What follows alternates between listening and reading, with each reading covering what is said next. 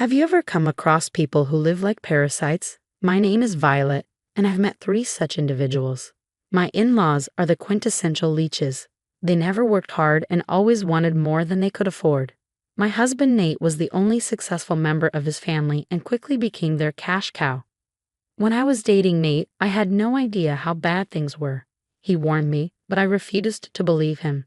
After we got married, I saw just how bad his parents, Ben and Donna, were. He also had a brother, Shane, who was the golden child and had never worked a day in his life. And he wasn't a teenager, he was a grown adult in his 20s. Because of my in-laws, Nate and I had to sacrifice a lot. Nate had a good job while I was a stay-at-home wife. This was a joint decision since Nate's job was stressful, and he needed someone to take care of him. We were okay with this arrangement. However, money was always tight because his family took half of his salary. He paid their rent and utilities along with ours, yet they were never satisfied. Nate, you need to put in more money towards us. It's not fair you spend so much on your wife. She can get a job if she wants money. We're a 3-person family. We deserve more. What you give us isn't enough. Do you want to see us in poor condition? He just wants to keep his useless housewife happy. I don't know why he pays for her. All she does is lounge around the house and look at her phone. I always told you not to spend so much on the wedding, yet you gave in to everything Violet said. Now you have no money for us. That's not what a good son would do, they would say. The emotional blackmail never stopped. Surprisingly, they never made Shane work. He stayed with them, and Nate had to pay for his expenses as well. I never complained because I knew family was important. However, I had no idea I would become a victim of my in-laws. It all started when Donna and Ben got sick one after another. The hospital bills racked up, and the entire situation was pretty stressful for all of us. One day, Nate came home from the office looking very upset. I could tell something was bothering him, and I started to feel concerned. Nate, what's wrong? Please talk to me, I urged. Violet, my parents are very sick. They're having a hard time managing on their own. I really don't know what to do. You know Shane will be of no help, Nate said. Oh my God, how bad is it? I know they've been to the hospital, but I thought they were doing okay. They are better now, but they still need help around the house. Besides, their medical bills are still pending. I don't know how I will clear those bills and pay the rent for 2 houses at the same time. I'm so sorry, Nate. I can see it stressing you out. Please tell me if I can help in any way. I'm willing to help for your sake. I'm glad you asked, Violet. I was wondering if you would be willing to go live with them. It'll be for a short while. Our lease will end next month anyway. If we live with my parents, I can save rent on 1 house.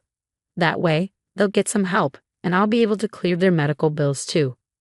There's a lot to think about, Nate, but if that's what makes you happy, we can go live with them. I should warn you though, if they treat me unfairly, I will leave. I will make sure they won't do that. You're already sacrificing a lot for them. This time, if they mess up, I won't take it lightly. Consider this the last favor you do for me. We set some ground rules, and Nate informed his parents about the arrangement. From what I could gather, they were pretty happy with everything. Instead of reassuring me, Nate's words set off alarm bells in my head. I prayed I wouldn't regret my decision, but my worst fears were soon realized.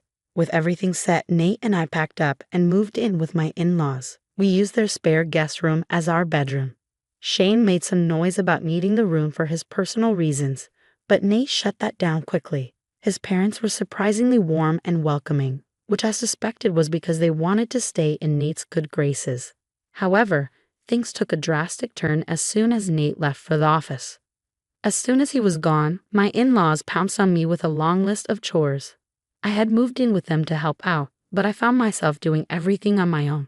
I did their laundry, cleaning, cooking, dishes, mowing the lawn, fixing things, and driving them to places. Ben and Donna just had diabetes and recovered quickly, but they acted as if they were paralyzed. I was okay with doing the work for Ben and Donna because they were getting old, and I didn't have the heart to make sick people work. However, everyone expected me to do Shane's work as well. Shane did nothing all day. He got up late, demanded I make his favorite breakfast, stayed in his room and littered all over, and only came down for meals. Even during meals, he complained. He never did it at dinner because he knew Nate would crack down on him. When Nate wasn't around, Shane always said, "Why'd you cook this crap every day? You know I don't eat this. Who the hell likes veggies anyway?" It's a balanced meal, Shane. There's meat in it as well. You can ignore the veggies if you want. I don't like this at all. Go make me something else. I feel like having lasagna today. And for dinner, make me a steak. Do you really expect me to stop and make lasagna right now? It will take hours. I just finished cooking 2 meals today and still have to prepare for dinner. Why don't you make yourself something? How dare you talk to me like that? I don't cook. I'm a man.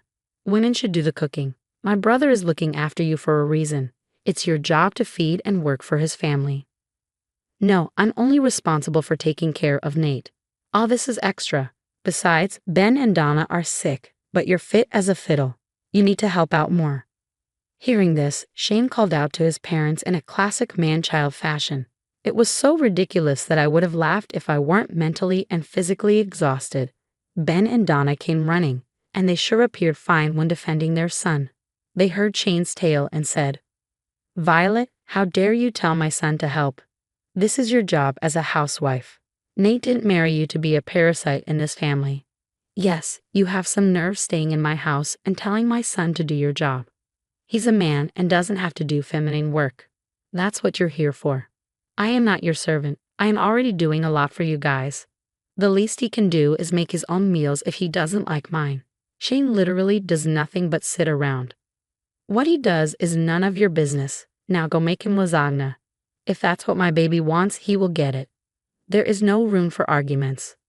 I don't want it anymore. Shane sneered. I changed my mind, Violet. Give me some money for takeout to make up for insulting me today. I was furious but knew arguing would be pointless. I reluctantly took money out of my pocket and handed it to Shane. It was a bad day for me and I wanted to cry, but I held back. Instead, I reassured myself that my time would come. Unknown to everyone, I was already collecting evidence of their mistreatment. I had recordings on my phone and proof that Shane regularly asked me for money. I wanted to try and salvage the situation, not wanting to stress Nate more than he already was. He worked hard to take care of us all, and I wanted to support him in return. Somehow, I managed to live with them for 6 months. Their behavior never changed. Instead, their demands escalated day by day. Shane still wasn't working or contributing in any way. Nate constantly berated him for being unemployed, but Shane never talked back to him. However, when Nate was gone, Shane took his anger out on me. He made me clean his room, cook meals, and do his laundry. If I refused, he would complain to Ben and Donna, and the 3 of them would corner me and verbally abuse me until I gave in. Slowly, I was hitting rock bottom. The worst thing happened just when the 6th month came to an end. It was a horrible July with severe thunderstorms, and Nate had to be away on a business trip that weekend. Our area was on high alert for tornadoes. Everyone was worried, and even Nate had a hard time being away from us. Just as I finished preparing lunch, Shane came down from his room and said, You made that food again? Why can't you just follow my damn instructions? Donna and Ben are both diabetic, Shane. We can't have rich and oily food every day for health reasons. How many times do I have to tell you to make my meal separately? You are such a lazy witch. I wonder what Nate ever saw in you. Since you don't want to cook, you could go get me McDonald's. Are you insane? There's a tornado alert. Do you really want me to go out in this weather? Don't be dramatic. It's not that serious. Besides, this is your job. You need to get me something or make me a new meal from scratch. Oh, and my room is dirty. You've been slacking off. You better go clean it. Absolutely not. I'm not doing your work anymore. I already have a lot on my plate with stocking groceries and preparing for the storms. From now on, if you don't like anything, you can cook your own food. You are a grown man, so clean your own room. What did you just say? Just wait till Mom and Dad hear about this. You'll pay for talking to me like this. Shane, as usual, called Ben and Donna. At that moment, I knew things were about to hit the fan. So I got my phone out and started recording. Ben and Donna came down, and Shane cried to them about how badly I was treating him. You have no shame, Violet. We've told you multiple times that our son won't do a woman's job. You never listened to us. You're an ungrateful witch wasting Nate's money, and said. I always knew this little witch was a leech. See, I was right. How dare you mistreat my son in my own house? We've been hosting you, and you have no gratitude, Donna added. I'm tired of working like a dog for you guys. All you 3 do is sit and complain. There is just so much a person can take. Besides, I'm working enough for this household. You are the ones living like parasites. How dare you insult us and call us parasites? It's Nate's duty to look after his parents, and you, as the daughter-in-law, are responsible for taking care of us, Ben retorted. Telling her won't work anymore. She's gone too far. We need to teach her a lesson, Ben. Since this is our house, Violet, you are no longer welcome here. If you can't respect us and do your job, you need to get out, Donna declared. Yes, Mom, Dad, kick her out. That will teach her not to disrespect us in our house, Shane chimed in. With that, Donna grabbed me by the arm and dragged me towards the door. Before I could react, she pushed me out and locked the door behind her. I fell on the wet grass, scratching my hands and knees. I immediately got up and started banging on their door. No, you can't kick me out. What is wrong with you? There's a tornado coming, and the thunderstorm is already here. You can't keep me outside. Stop shouting, Violet. It'll be of no use. This will be the perfect lesson for you. Now you will know what it feels like not to have a roof over your head, Donna shouted from inside. This is inhumane. You need to let me in. I can't stay out in the storm. It's not safe. I'm already drenched to the bone. Yell all you want, but we'll protect our son first. A girl like you needs to know her place. Now go away before I call the police. I continued banging on their door and crying, but they just turned and left for their rooms. Within seconds, I was completely soaked and started shivering from the cold. The storm was already in full force, and I was scared for my life. Just when I had given up hope, a neighbor lady approached me and told me to come with her. I followed her to her house and felt a wave of relief wash over me. She was an old woman who lived next door and had heard the entire ordeal. She decided to help me. As soon as I reached her house, I broke down in sobs. I knew it was time to finally stand up for myself. The neighbor lady gave me fresh clothes and comforted me while I cried on her sofa.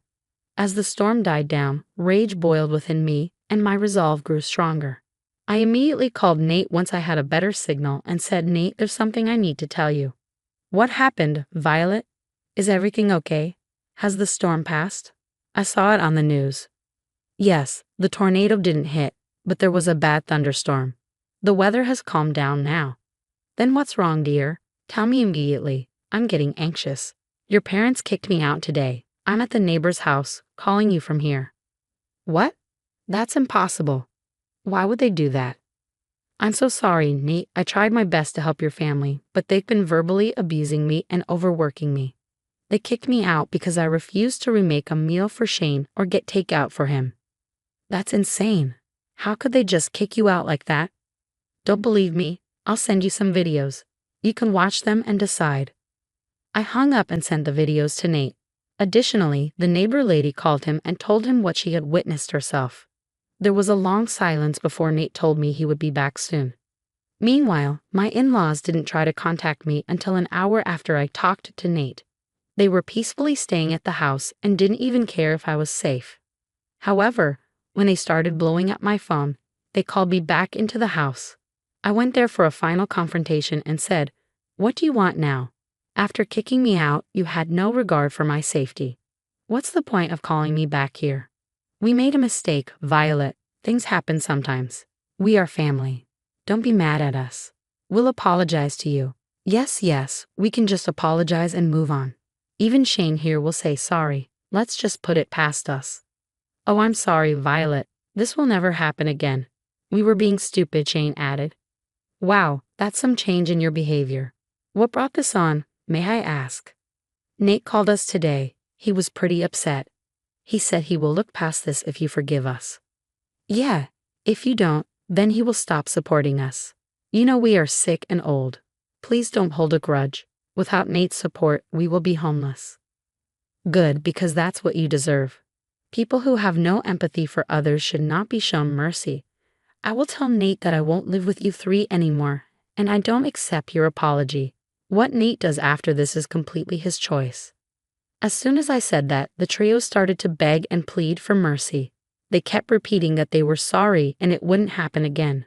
Shane even had the audacity to say that kicking me out was a small joke that went too far and that holding grudges was childish. I ignored them, gathered some of my things, and returned to the neighbor's house. I also called Nate and told him that I would never forgive my in-laws again. Nate took my decision very seriously. He flew back a day early and went straight to my in-laws. When he returned, he told me he wasn't going to support them anymore. He was tired of them treating me unfairly, and enough was enough. Nate decided to stop sending them money for rent or medical bills and wouldn't give them any allowance. Shane would be completely responsible for Donna and Ben. How he would do that was none of our business. Nate and I started looking for a new place. We got lucky because one of his colleagues was renting out one of his apartments. We jumped at the offer and began moving our things the next day. Nate also profusely thanked the neighbor lady for protecting me when he couldn't.